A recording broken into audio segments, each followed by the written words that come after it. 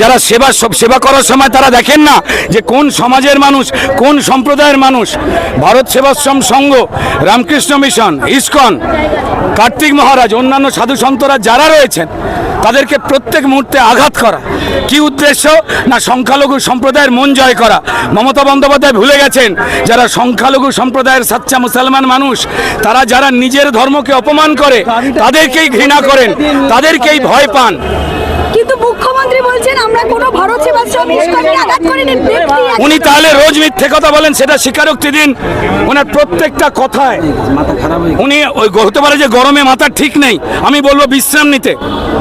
মাননীয় মুখ্যমন্ত্রীর মাথায় চোট লেগেছিল, আমার বাড়ির মাসিমা পিসিমা হলে আমি রেস্ট নিতে বলতাম, ডাবের জল আর শশা খেতে বলতাম। ওনার ভাইপো ভাইজিরা ভোট চুরি করবার জন্য ওনাকে এই রোদ্দুরে নামিয়ে দিয়েছে।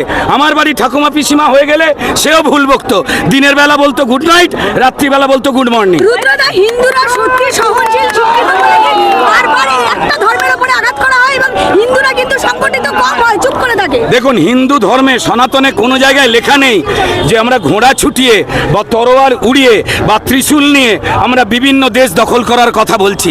আমাদের ধর্ম সেই কথা বলে না। কোন ধর্ম বলে আমি তার কোনো সমালোচনাও করব না। আমাদের নিজেদের ধর্ম, যে যা নিজের ধর্মকে সম্মান করবে, রক্ষা করবে, এইটুকুই কাজ।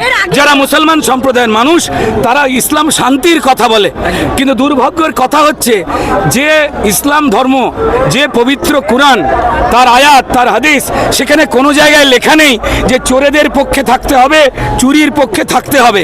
কিন্তু দুর্ভাগ্যজনক একটা অংশের ইমামদেরকে ভুল বুঝিয়ে বা কোনো কিছুর বিনিময়ে, আমি জানি না, মমতা বন্দ্যোপাধ্যায় তাদের দিয়ে যা কোরআনে লেখা নেই, চোরেদের পাশে চোরেদেরকে ভোট দেওয়ার জন্য তারা অ্যাপ্লাই করছেন।